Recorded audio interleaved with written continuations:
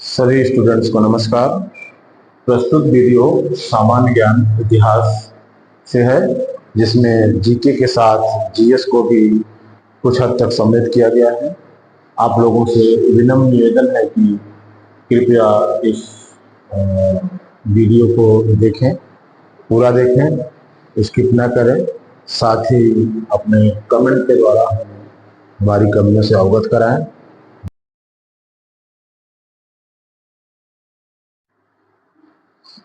आज हम पढ़ेंगे इतिहास सामान्य ज्ञान के अंतर्गत सिंधु सभ्यता। ठीक है, तो हम इसको जीके की तरह पढ़ेंगे और इम्पोर्टेंट पर हाईलाइट करते हुए। ठीक है, तो सबसे पहले सिंधु सभ्यता का काल। क्या? सिंधु सभ्यता का काल ये किसके अंतर्गत आएगा? आद्य ऐतिहासिक के अंतर्गत।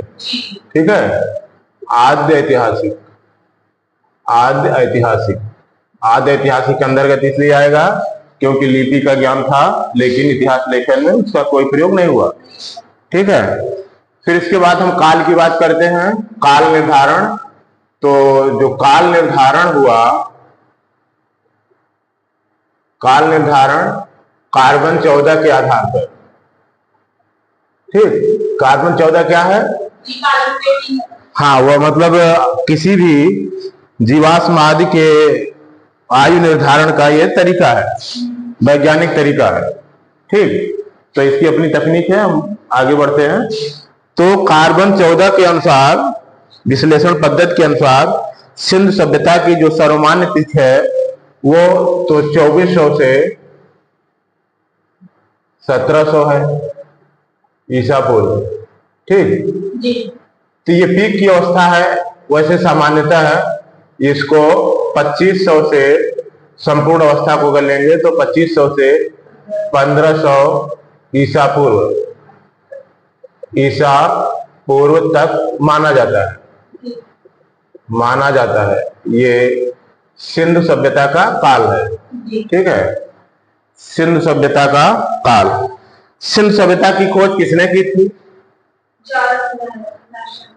खोज अभी हमने देखा कि ये किसके अंतर्गत आता है? आद्य ऐतिहासिक के अंतर्गत। काल निर्धारण में ये आएगा 2400 से 1700 ईसा पूर्व या 2500 से 1500 ईसा पूर्व। इसकी खोज किसने की थी? 1921 में राय बहादुर दयाराम साहनी। ठीक, 1921 ईस्वी में राय बहादुर और दयाराम साहनी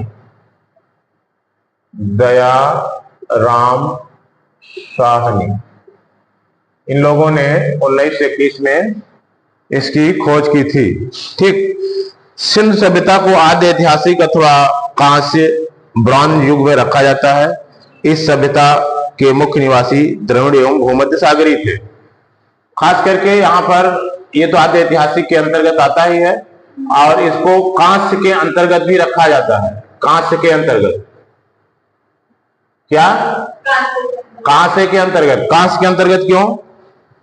क्योंकि इस काल में ब्रॉन्ज यानी कांसे का प्रयोग बहुतायत में हुआ था। ठीक है, कांस्य युग, ब्रॉन्ज।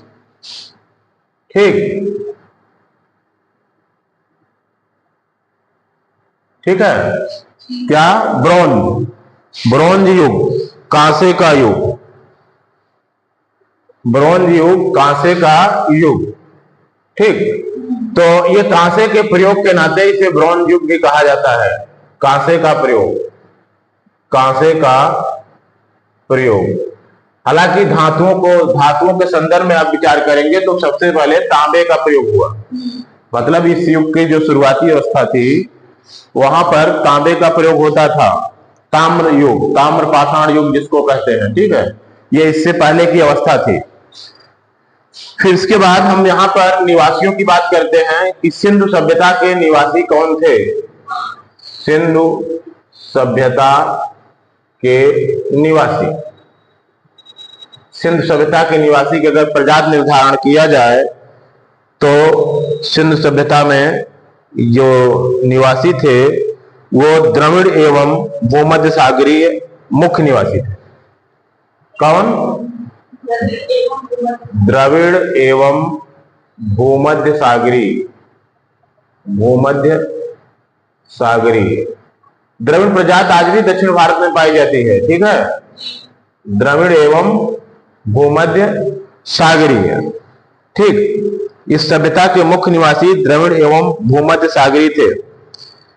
जॉन मार्शल, जो कि तत्कालीन भारतीय पुरातत्व सर्वेक्षण विभाग के महानिदेशक थे, ने 1924 ईस्वी में सिंधु घाटी सभ्यता नामक एक उन्नत नगरीय सभ्यता पाए जाने की विधिवत घोषणा की थी। खोज तो आपको पता ही 1921 में ही हो गई थी, लेकिन ये इसकी घोषणा कब हुई थी? 1924 में। 24 में विधिवत घोषणा हुई कि एक ऐसी सभ्यता पाई गई है जिसका नाम ये सिंधु घाटी रखा गया है, ठीक है। और उसकी खोज, उसका विधिवत घोषणा किसने की थी? Sir John Marshall. ये सर जॉन मार्शल थे। सर जॉन मार्शल ये भारतीय क्या थे? भारतीय पुरातत्व सर्वेक्षण, भारतीय पुरातत्व सर्वेक्षण, भारतीय पुरातत्व सर्वेक्षण, सर्वेक्षण के महानिदेशक थे, के महानिदेशक थे। कौन थे? John Marshall. इन्होंने ही घोषणा की 1924 में कि ये एक नगरीय, उन्नत नगरीय सभ्यता पाई गई है, ठीक। क्या घोषणा की? कि एक सिंधु घाटी नाम की, सिंधु घाटी, सिंधु घाटी सभ्यता नाम की एक उन्नत नगरीय सभ्यता पाई गई है। उन्नत नगरीय सभ्यता, ठीक। ये घोषणा किया था सर जॉन मार्शल ने। तो ये हुआ सामान्य जानकारी किसके बारे में? सिंधु सभ्यता के बारे में। फिर इसके बाद कुछ और तथ्य भी हैं सिंधु सभ्यता के संदर्भ में, जैसे कि सिंधु सभ्यता के सर्वाधिक पश्चिमी पुलाव स्थल दास्क नदी के किनारे सुतकागेडोर है। अगर हम ऐसे मैप बनाएं और ये पूर्व है, अगर ये पूर्व है और ये पश्चिम है, ये उत्तर है, ये दक्षिण है, तो ये दास्क नदी के किनारे क्या है? दास्क नदी। ये क्या है? सुतकागेडोर, सुतकागेडोर। और ये पाकिस्तान में पड़ेगा। क्या उल्टा मतलब? ये पूर्व, हाँ ये तो पूर्व हम बता रहे हैं, ये पश्चिम में है ना। पश्चिम में मतलब दास्क नदी के किनारे, नदी के किनारे स्थान क्या है? सुतकागेडोर। ये बलूचिस्तान में पड़ेगा ना, बलूचिस्तान, बलूचिस्तान आधुनिक पाकिस्तान में, ठीक। ये आज पाकिस्तान में इसकी गिनती होती है, कभी कभी भारत में था पाकिस्तान। और पूर्व में आप आलमगीरपुर, आलमगीरपुर, आलमगीरपुर कहाँ है? मेरठ में है, हिंडन नदी के किनारे, हिंडन नदी मेरठ, ठीक। और उत्तर में क्या है? उत्तर में मांडा है, मांडा ये है जम्मू कश्मीर। और दक्षिण में है दैमाबाद, दैमाबाद ये है महाराष्ट्र, ठीक। ये इसका विस्तार था, सिंध नदी का, ये सिंधु घाटी सभ्यता का ये विस्तार था, ठीक है। क्या दास्क नदी के किनारे स्थित सुतका गेडोर बलूचिस्तान? पूर्वी स्थल क्या था? हिंदन नदी के किनारे आलमगीरपुर, ये मेरठ उत्तर प्रदेश में है। उत्तरी पूरा स्थल चिनाब नदी के तट पर अखनूर के निकट, मांडा जम्मू कश्मीर। ये चिनाब नदी था, है ना, नदी भूल गए हम। यहाँ पर चिनाब नदी, चिनाब, ठीक, चिनाब नदी। और दक्षिण में यही दैमाबाद, ठीक है, दक्षिण में दैमाबाद।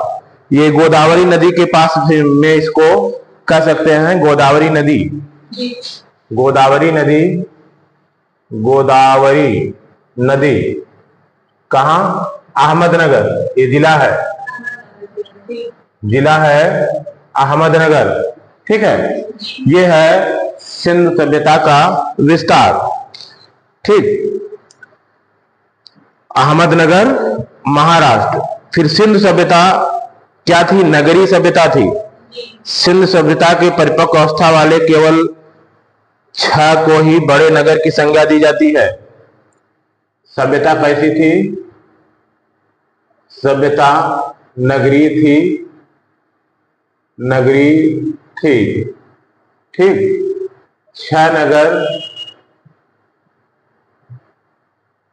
परिपक्व अवस्था वाले बड़े नगर थे, ठीक। ये बड़े नगर मतलब कौन कौन थे? बड़े नगर मोहनजोदड़ो, हड़प्पा, और गढ़वारी वाला, राखी गढ़ी, धौलावीरा और कालीबंगन। मोहनजोदड़ो, हड़प्पा, ठीक, मोहनजोदड़ो, हड़प्पा और गढ़वारी वाला, ये भी था। और फिर इसके बाद है राखी गढ़ी, धौलावीरा और कालीबंगन। राखी गढ़ी, धौलावीरा, कालीबंगन, ये 6 प्रमुख थे, ठीक है। धौलावीरा भारत में सिंधु घाटी सभ्यता की पहला स्थान है सिंधु सभ्यता का, जिसको यूनेस्को ने 2021 में विश्व विरासत स्थल की सूची में शामिल किया है। किसको? धौलावीरा को। धौलावीरा पहला स्थल या साइट है। किस लिए? पहला स्थल साइट है जिसको यूनेस्को ने 2021 में विश्व विरासत स्थल की सूची में शामिल किया। यूनेस्को ने 2021 में विश्व विरासत स्थल की सूची में शामिल किया। ये धौलावीरा को ही उत्तम जल प्रबंधन के लिए जाना जाता है, ठीक है, और लोथल को गोदीबाड़ा के लिए जाना जाता है। धौलावीरा उत्तम जल प्रबंधन और लोथल गोदीबाड़ा, ठीक। तो ये है धौलावीरा। फिर इसके बाद है स्वतंत्रता के पश्चात हड़प्पा संस्कृति में सर्वाधिक स्थल गुजरात में खोजे गए। स्वतंत्रता के पश्चात कौन? इसी सिंधु सभ्यता में, सिंधु सभ्यता में सर्वाधिक स्थल कहाँ खोजे गए? सर्वाधिक स्थल गुजरात में खोजे गए। गुजरात में सर्वाधिक स्थल गुजरात में खोजे गए, ठीक है, गुजरात में। लोथल एवं सुतकोतदा सिंधु सभ्यता का बंदरगाह था। एक तो लोथल सबसे ज्यादा प्रसिद्ध था, लोथल एवं सुतकोतदा,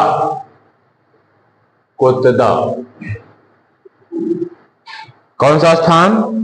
सुत कोतदा या सुर कोतदा भी मिलता है। तो इसका जो नाम है लोथल एवं सुत कोतदा सिंधु सभ्यता का बंदरगाह नगर था। सिंधु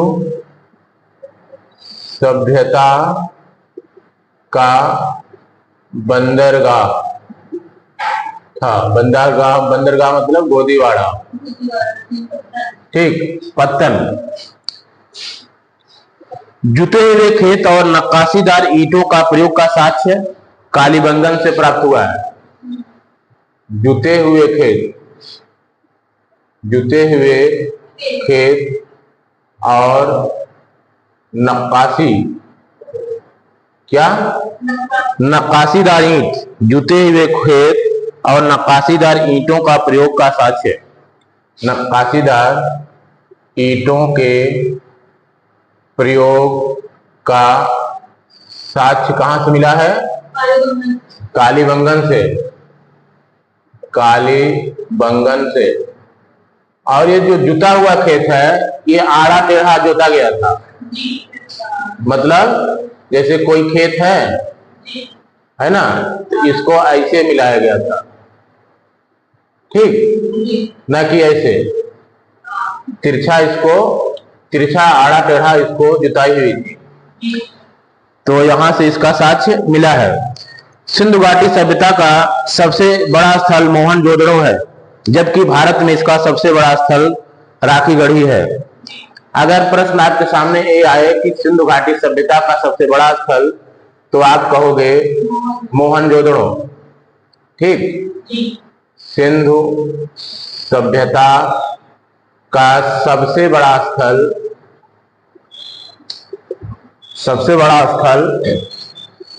क्या है?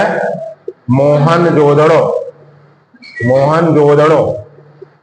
अब अगला प्रश्न है कि भारत में सिंधु घाटी सभ्यता का सबसे बड़ा स्थल, भारत में, ठीक है, सिंधु घाटी सभ्यता का सबसे बड़ा स्थल, तो ये आएगा राखीगढ़ी।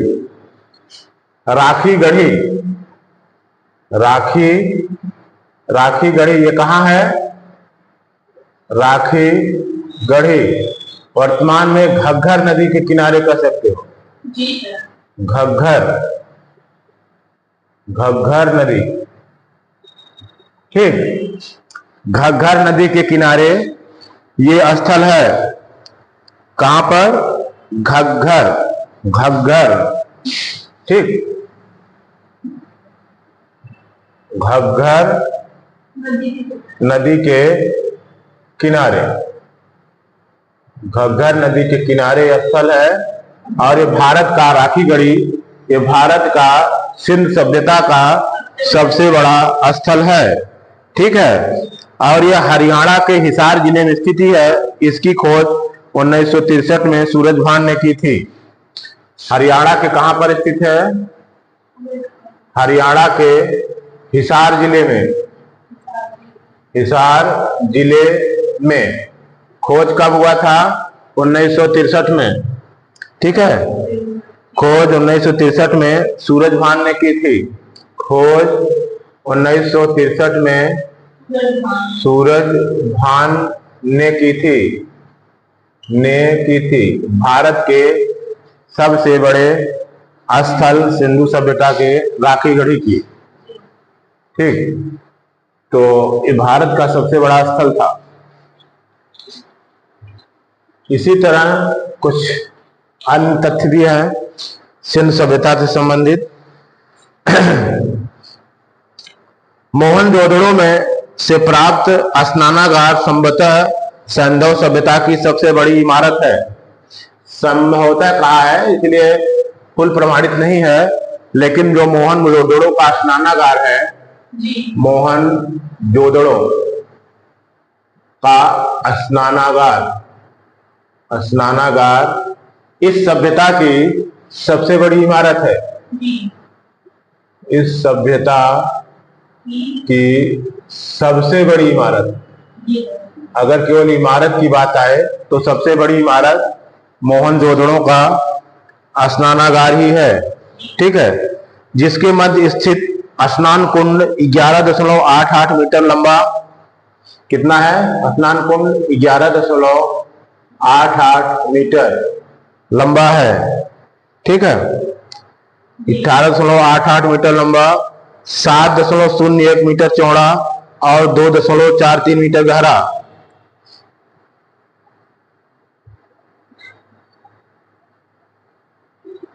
ठीक, 2.43 मीटर गहरा,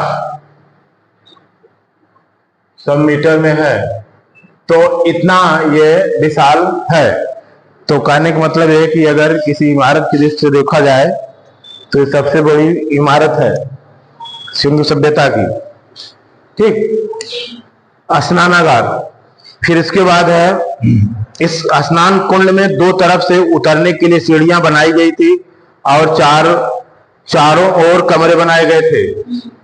इसके चारों ओर कमरे और दो तरफ से सीढ़ियां हैं, चारों तरफ कमरे हैं। ठीक है, इसमें पानी भरने के लिए पानी कुएं से निकाला जाता था, उपयोग के बाद इसको खाली कर दिया जाता था। शायद यहाँ विशिष्ट नागरिक विशेष अवसरों पर स्नान करते थे। फिर इसके बाद है, अग्निकुंड यज्ञ वेदी लोथल एवं कालीबंगन से प्राप्त हुआ है। अग्नि कुंड या यज्ञ वेदी ये कहां से प्राप्त हुआ है? लोथल और कालीबंगन से। ठीक है, लोथल कहाँ है? हाँ, गुजरात में। लोथल और कालीबंगन से प्राप्त हुआ है। मोहनजोदड़ो से प्राप्त एक सील पर 3 मुख वाले देवता पशुपति नाम की मूर्ति मिली है। कहां से मिला है? मोहनजोदड़ो से पशुपति की मूर्ति मिली है। मतलब जिसको पशुपति नाम दिया गया, या ऐसा महसूस किया गया कि ये पशुपति नाथ जैसा चित्र है। ठीक है, क्योंकि ये 3 मुख वाले देवता थे। 3 मुख वाले देवता। ठीक, 3 मुख वाले देवता पशुपतिनाथ। उनके चारों ओर हाथी, गैंडा, चीता एवं भैंसा विराजमान थे। क्या विराजमान थे? हाथी, गैंडा, चीता एवं भैंसा। अभी प्रश्न ये भी आ सकता है कि सिंधु घाटी में कौन कौन से पशु थे या उनको जानकारी थी, तो ये एक साक्ष्य ही मिल गया। हाथी, गैंडा, चीता एवं भैंसा, इनकी जानकारी सिंधु घाटी सभ्यता के लोगों को थी, क्योंकि ऐसा चित्र पाया गया है, ऐसा ये मूर्ति पाई गई है। मोहनजोदड़ो से नर्तकी की एक कांस्य मूर्ति मिली है। नर्तकी की कांस्य मूर्ति, तो ये भी अपने आप में एक संदेश ही दे रही है कि वहां पर नर्तकी भी होती रही होंगी। ठीक, नर्तकी की कांस्य मूर्ति मिली है। हड़प्पा के मोहरों पर सबसे अधिक एक श्रृंगी पशु का अंकन मिलता है। यहाँ से प्राप्त एक आयताकार मुहर में स्त्री के गर्भ से निकलता पौधा दिखाया गया है। हड़प्पा। ठीक है, हड़प्पा कहाँ से? हड़प्पा से। हड़प्पा की मोहरों में सबसे अधिक एक श्रृंगी पशु का अंकन है। मोहरों में एक श्रृंगी पशु का अंकन है, मतलब एक श्रृंग वाला पशु।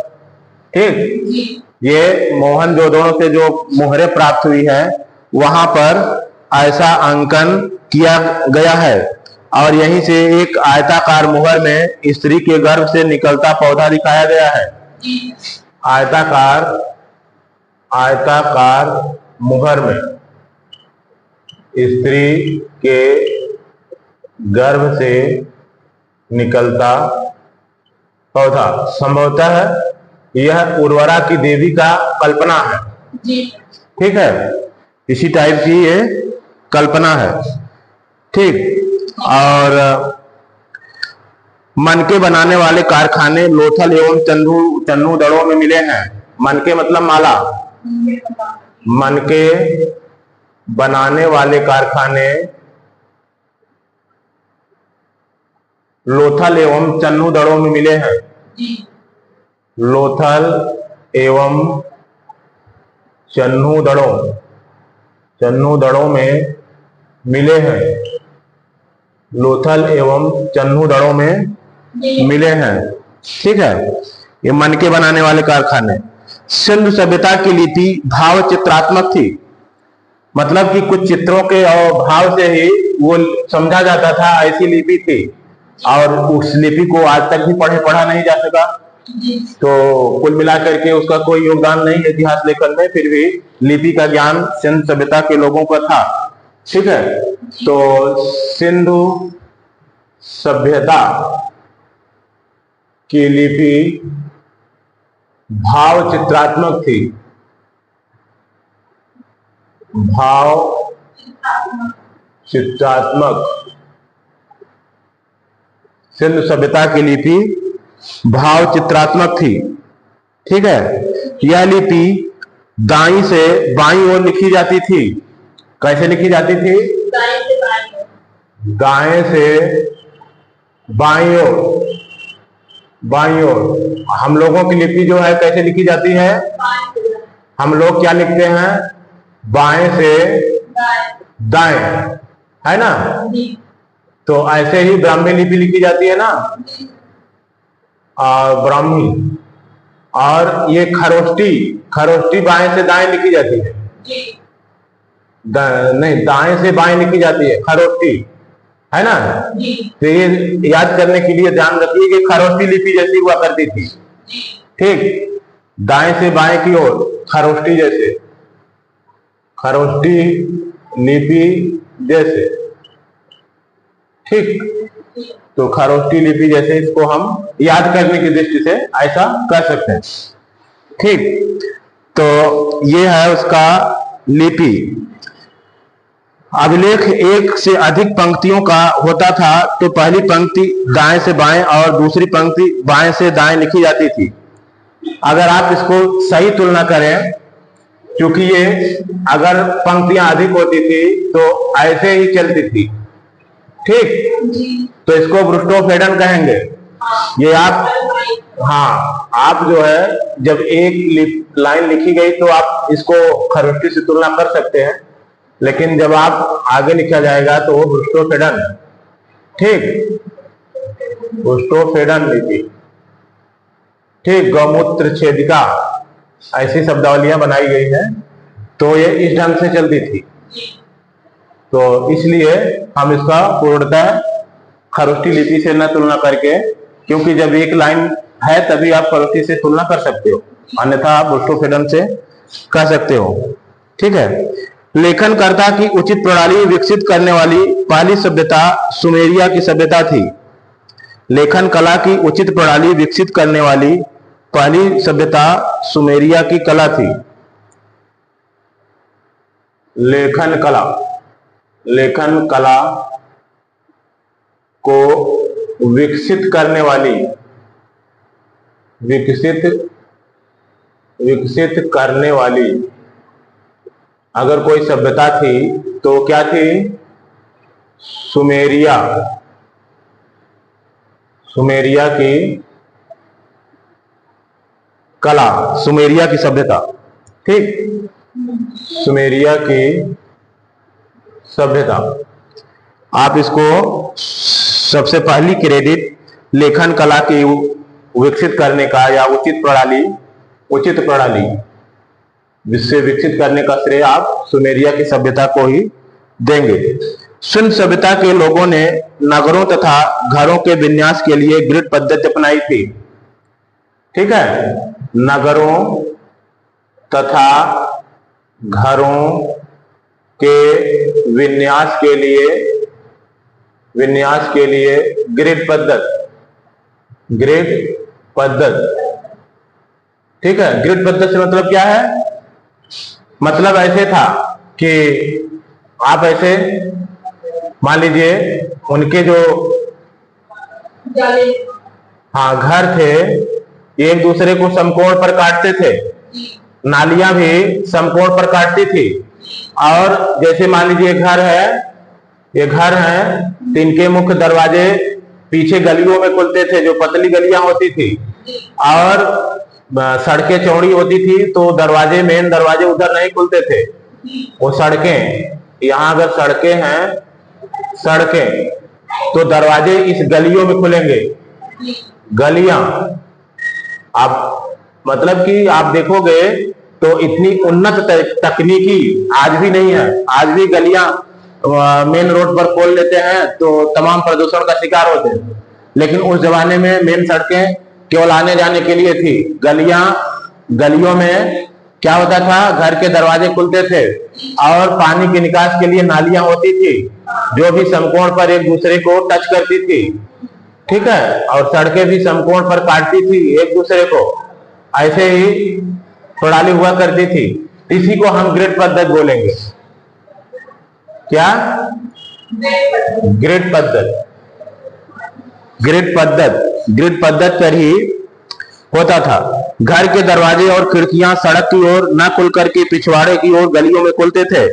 केवल लोथल नगर के घरों के दरवाजे मुख्य सड़कों की ओर खुलते थे।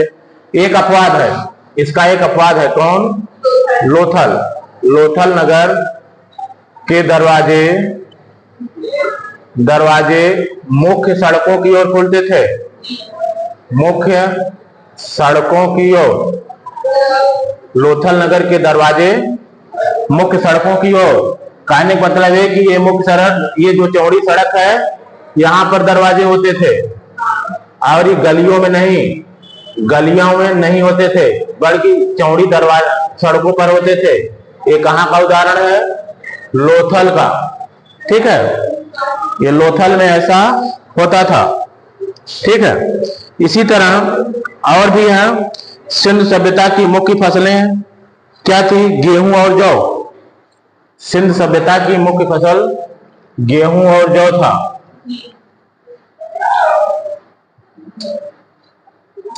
सिंधु सभ्यता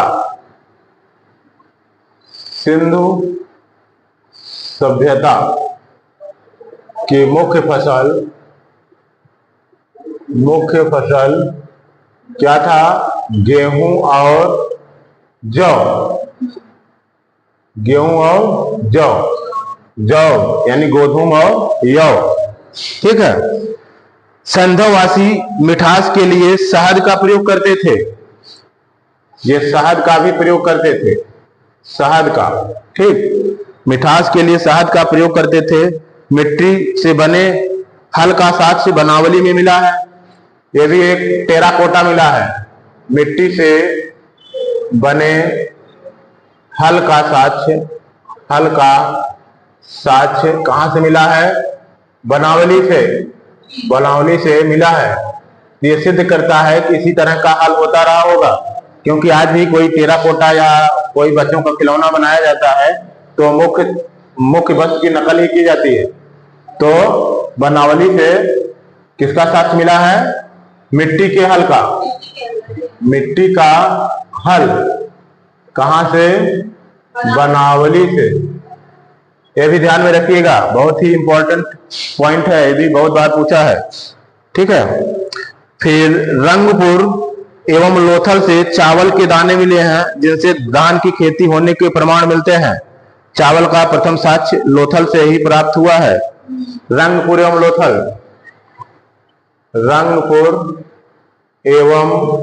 लोथल, इनसे क्या मिले हैं? चावल के दाने। ठीक, और सबसे पहले चावल का दाना कहां से मिला है? लोथल से ही। हाँ, लोथल चावल का दाना सबसे पहले। ये दोनों रंगपुर और लोथल इसके अंतर्गत आते हैं। और शुद्ध कोतदा, काली बंगन एवं लोथल से संधव कालीन घोड़े के अस्थि पंजर मिले हैं। हालांकि ये माना जाता है कि सिंध सभ्यता के लोगों को घोड़े का ज्ञान नहीं था। ठीक है, ऐसा माना जाता है, लेकिन अस्थिपंजर मिले हैं। अस्थिपंजर मिलना और ज्ञान में होना दोनों दो बात है। तो ऐसा हो सकता है कि वो घोड़े का प्रयोग तो नहीं करते थे, लेकिन घोड़े रहे होंगे उस क्षेत्र में और अस्थिपंजर मिले हैं। तो कहां से मिले हैं? सुत कोतदा, कालीबंगन एवं लोथल। सुत कोतदा, कालीबंगन एवं लोथल। यहां से क्या मिला है? घोड़े के अस्थि पंजर, घोड़े के अस्थिपंजर इन तीनों स्थानों से मिले हैं।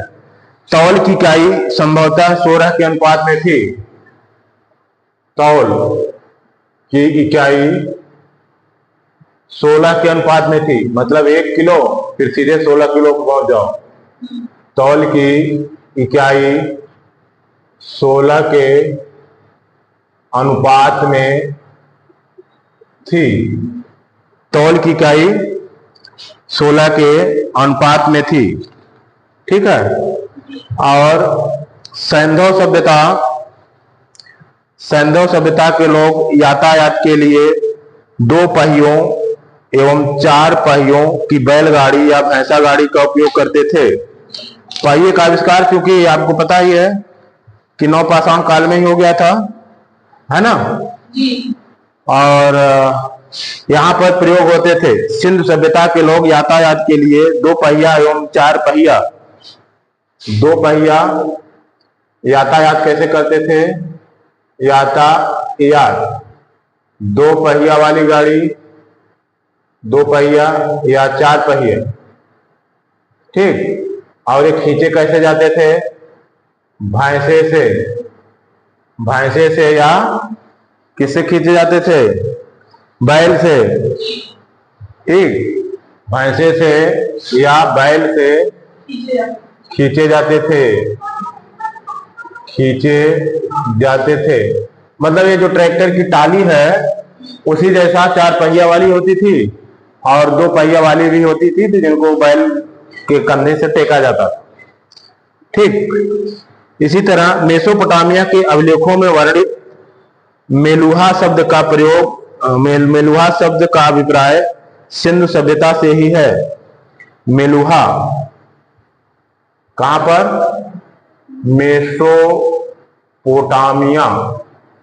मेसोपोटामिया एक सभ्यता का नाम है। मेसोपोटामिया के अभिलेखों में कुछ वर्णित है जो शब्द है मेलुहा। वहां के अभिलेखों में मेलुहा वर्णित है, ठीक। वहां के अभिलेखों में मेलुहा वर्णित है, जो कि सिंधु सभ्यता को ही दर्शाता है, सिंधु सभ्यता को, ठीक है। मेलुहा शब्द सिंधु सभ्यता को ही दर्शाता है।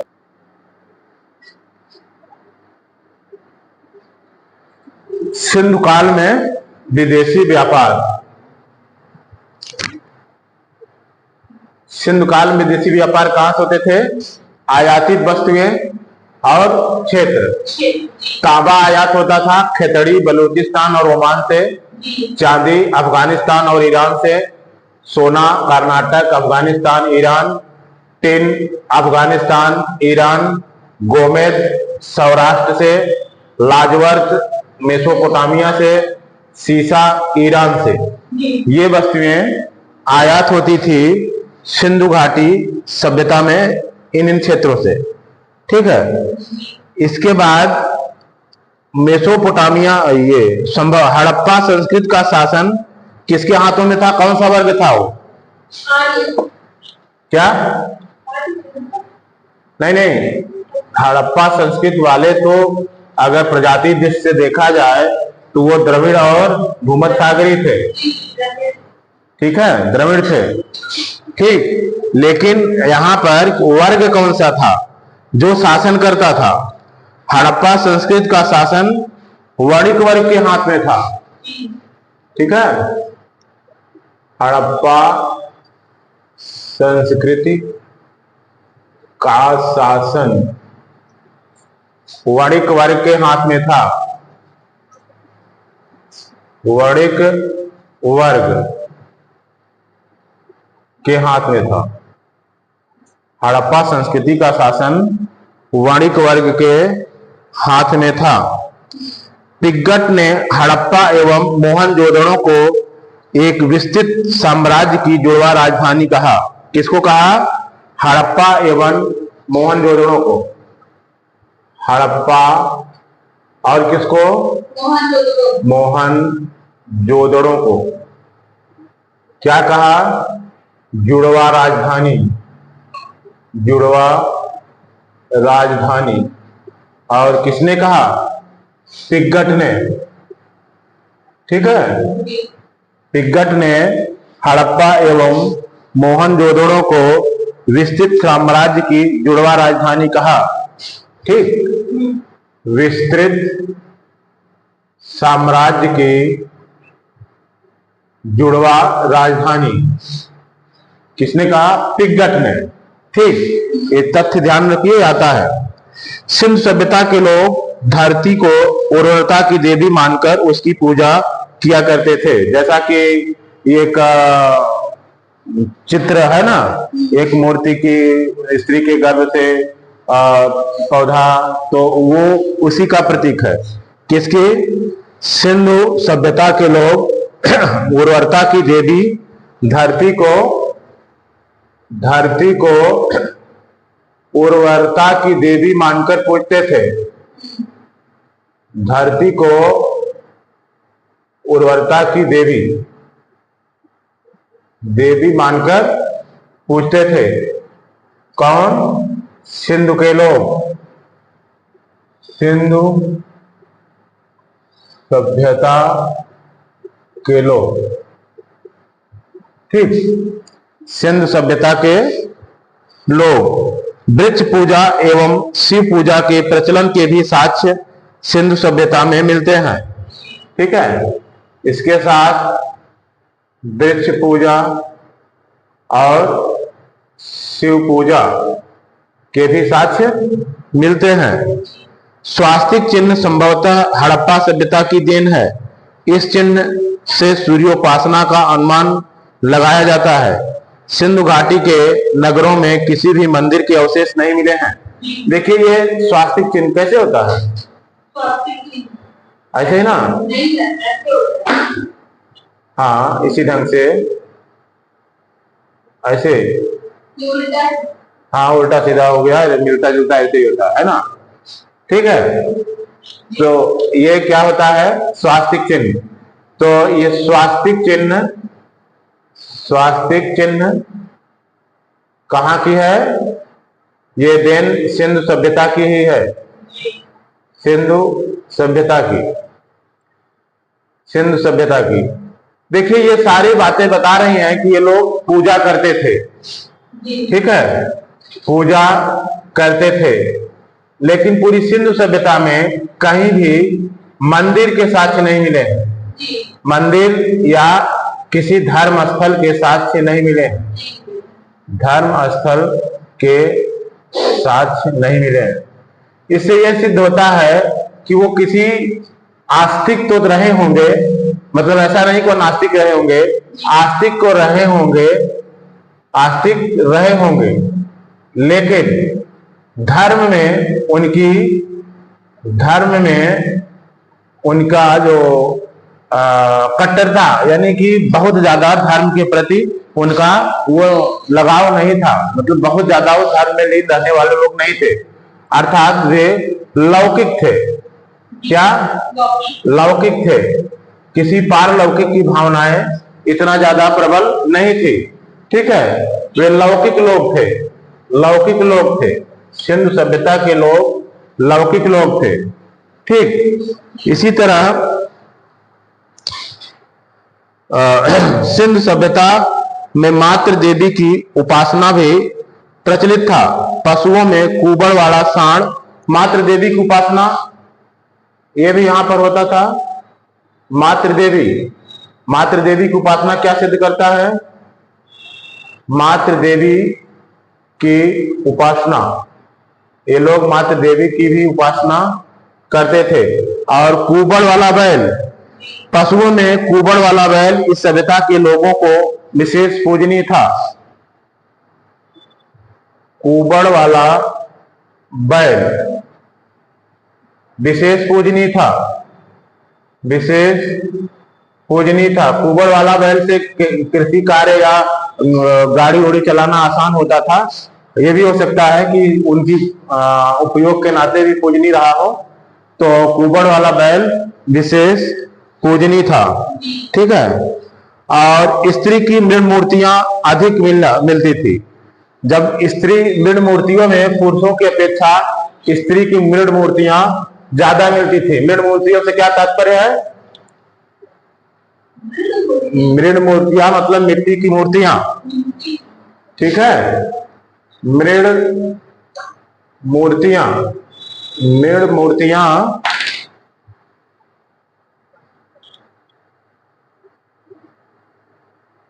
मृण मूर्तियां मृण मूर्तियां स्त्री की ज्यादा मिलती थी। स्त्री की मृण मूर्तियां जो पाई गई और स्त्री की मृण मूर्तियां ज्यादा पाई गई। इससे क्या लगता था? इससे अनुमान लगाया जा सकता था कि मृण मूर्तियां अधिक स्त्री की थी तो स्त्रियों का महत्व ज्यादा रहा होगा। तो ये मातृ सत्तात्मक रहा होगा, मातृ सत्तात्मक परिवार रहा होगा, क्योंकि मृण मूर्तियां स्त्रियों की ज्यादा पाई गई, ठीक है। तो महत्व ज्यादा रहा होगा, तो मातृ सत्तात्मक जरूर रहा होगा, क्योंकि पितृ सत्तात्मक में पिता का महत्व ज्यादा होना चाहिए था, ठीक। इसी तरह संध्यावासी सूती एवं ऊनी वस्त्रों का प्रयोग करते थे। इनके पास वस्त्रों का विज्ञान था। सूती एवं ऊनी वस्त्रों का प्रयोग करते थे। ऊनी वस्त्रों का प्रयोग करते थे, ठीक है। सूती एवं ऊनी वस्त्रों का प्रयोग करते थे। मनोरंजन के लिए संध्यावासी मछली पकड़ना, शिकार करना, पशु पक्षियों को आपस में लड़ाना, ठीक है, चौपड़ तथा पासा खेलना जैसे साधनों का प्रयोग होता था। मनोरंजन भी इनका बहुत विशिष्ट था, ठीक है। मनोरंजन में क्या क्या था? इनके मनोरंजन के साधनों में सबसे प्रमुख क्या था? मछली पकड़ना, शिकार करना। भाई मछली पकड़ने में भी मनोरंजन करते थे। मछली पकड़ना, शिकार करना, ठीक, मछली पकड़ना, शिकार करना, पशु पक्षियों को आपस में लड़ाना, पशु पक्षियों को आपस में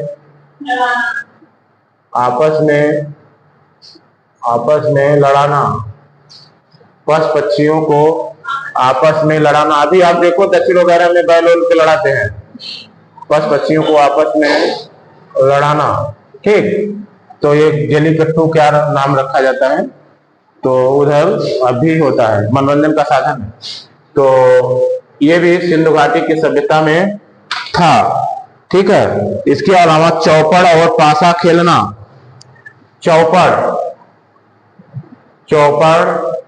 और पासा मतलब ये जो जुआ हुआ खेलने में प्रयोग होता है। पासा खेलना मतलब पासे का खेल हमारे यहाँ सिंधु घाटी सभ्यता से ही है, ये कोई नया नहीं है, ठीक है। और सिंधु सभ्यता के लोग काले रंग के डिजाइन किए हुए लाल मिट्टी के बर्तन बनाते थे। इनका जो बर्तन होता था लाल मिट्टी का होता था, लाल मिट्टी का, जिस पर काले रंग का डिजाइन होता था, काले रंग का डिजाइन होता था, ठीक है। ये सबसे महत्वपूर्ण तथ्य है, काले रंग का डिजाइन, लाल रंग का मिट्टी का बर्तन और काले रंग का डिजाइन, ठीक। तो ये यहाँ पर था। सिंधु घाटी के लोग तलवार से परिचित नहीं थे, तलवार नहीं जानते थे लोग।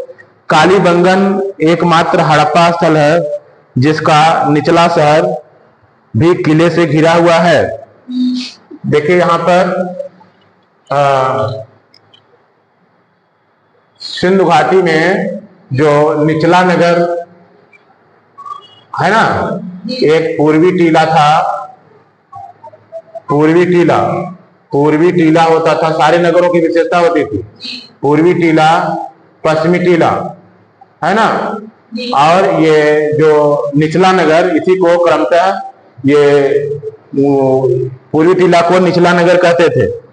ठीक है, तो जो निचला नगर था, इसमें होता क्या था कि ये प्राचीरों से घिरा होता था, जहां विशिष्ट वर्ग थे, और ये भी अपनी अलग प्राचीरें होती थी।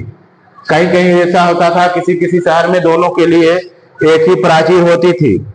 ठीक है, तो इसमें क्या है कि कालीबंगन एक ऐसा हड़प्पा स्थल है जहां निचला नगर, मतलब जहां सामान्य लोग रहते हैं, भी किले से घिरा था।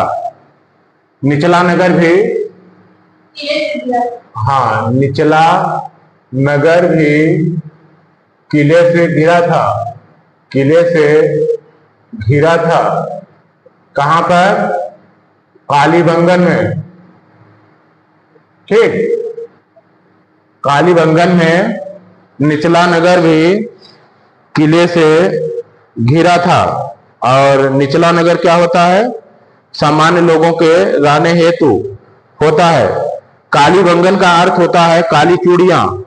यहां से पूर्व हड़प्पा स्तरों के खेत जोते जाने और अग्नि पूजा के प्रथा के प्रमाण मिलते हैं। कहां से? कालीबंगन का मतलब क्या होता है? हाँ, कालीबंगन, काली चूड़ियां। और यही कालीबंगन से क्या मिला है? पूर्व हड़प्पा स्तरों के जोते जाने, खेत के जोते जाने, पूर्व हड़प्पा स्तर, पूर्व हड़प्पा स्तर यानी हड़प्पा से पहले जोते खेत, और क्या? अग्नि पूजा, जोते खेत और अग्नि पूजा प्रथा के प्रमाण हैं, मतलब हड़प्पा से पहले। ठीक, हड़प्पा से पहले ही। फिर इसके बाद है पर्दा प्रथा एवं वैश्यावृत्ति सैंधव सभ्यता में प्रचलित थी संभवतः। ठीक है, पर्दा प्रथा एवं वैश्यावृत्ति सैंधव सभ्यता में प्रचलित थी संभवतः, ऐसा कह सकते हैं कुछ साक्ष्यों के आधार पर। शवों को जलाने एवं गाड़ने वाली दोनों प्रथाएं प्रचलित थी। हड़प्पा के शवों को दफनाने जबकि मोहनजोदड़ो में जलाने की प्रथा विद्यमान थी। लोथल एवं कालीबंगा में युग्म समाधियां मिली हैं। देखिए शवों को कितने तरीके हैं संस्कार के? क्या है? पूर्ण समाधि है ना, और एक है आंशिक, और एक है दाह संस्कार। ठीक है, तो आंशिक में क्या होता है कि जब किसी ऊंचे स्थान पर शव को रख दिया जाता है, हाँ, जब जानवर उसको खा लेते हैं तो बचे भाग का समाधिकरण होता है, समाधिकरण, इसको आंशिक कहते हैं। ये समाधिकरण विधि कहाँ पाई जाती है? पारसियों में। उनका ये विश्वास है कि किसी व्यक्ति को मरने के बाद भी कम से कम 3 कौओं के काम आना चाहिए। ठीक है, इसलिए वो ऐसा करते हैं। पूर्ण समाधिकरण में पूरा शरीर ही मतलब जमीन में वो गाड़ दिया जाता है और दाह संस्कार में जला दिया जाता है। ठीक है, तो वहां पर दोनों विधियां प्रचलित थी, शव को जलाने गाड़ने की दोनों प्रथाएं प्रचलित थी। ठीक है, शव को दफनाने, जबकि मोहनजोदड़ो में, हड़प्पा में शव को दफनाने और मोहनजोदड़ो में जलाने की प्रथा थी। हड़प्पा में शव को क्या करते थे? दफनाते थे, और मोहनजोदड़ो में क्या करते थे? मोहनजोदड़ो में जलाते थे, मोहनजोदड़ो में जलाने की प्रथा थी। ठीक, इसी तरह मोहनजोदड़ो में जलाने की प्रथा थी। लोथल एवं कालीबंगा में युग्म समाधियां मिली हैं। लोथल एवं कालीबंगा में युग्म समाधियां, मतलब दो लोगों को एक साथ समाज में समाधिकरण की प्रथा। लोथल एवं कालीबंगा में युग्म समाधियां मिली हैं। यहां पर दोनों एक साथ होता था, ठीक है, दो लोगों को एक साथ समाधिकरण कर दिया जाता था। सिंधु सभ्यता के विनाश का संभवतः सबसे प्रभावी कारण बाढ़ था। वैसे तमाम कारण बताए जाते हैं, लेकिन जो सबसे प्रभावी कारण मान्यता प्राप्त है, प्रभावी कारण बाढ़ के कारण ही, जो नदियों में बाढ़ आया तो बाढ़ के कारण ही सिंधु सभ्यता नष्ट हुई। सिंधु सभ्यता नष्ट हुई बाढ़ के कारण सिंधु सभ्यता नष्ट हो गई। आग में पकी हुई, हाँ, टेराकोटा उसी को कहते हैं जो आग में पका करके कोई वो बनाई जाए, ठीक। तो ये हुआ आपका सिंधु सभ्यता का सामान्य ज्ञान, ठीक है, सिंधु सभ्यता का सामान्य ज्ञान।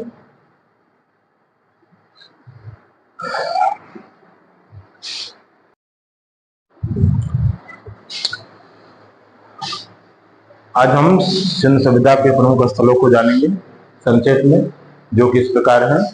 सिंधु सभ्यता के प्रमुख स्थल, नंबर 1 हड़प्पा। पहले क्या है? हड़प्पा कहाँ है? रावी नदी के किनारे, ठीक है, पाकिस्तान के पंजाब प्रांत का साहिवाल जिला। रावी नदी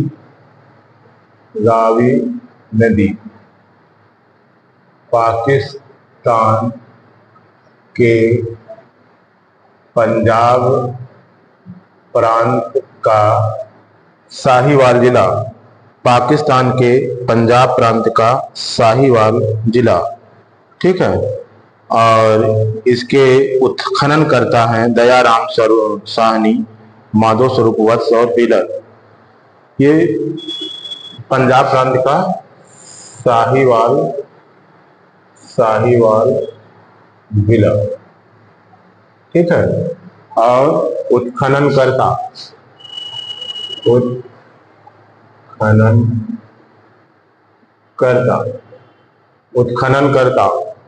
करता कौन है? दयाराम साहनी 1921, माधव स्वरूप वत्स 1926, फिलर 1946। दयाराम साहनी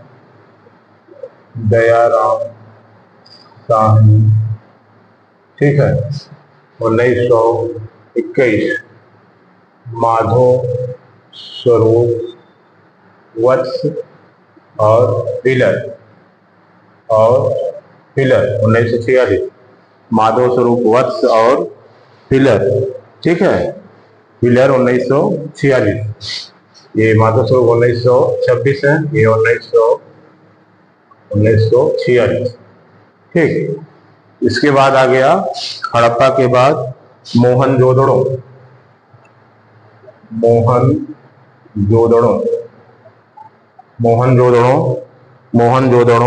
ये सिंधु नदी के किनारे है।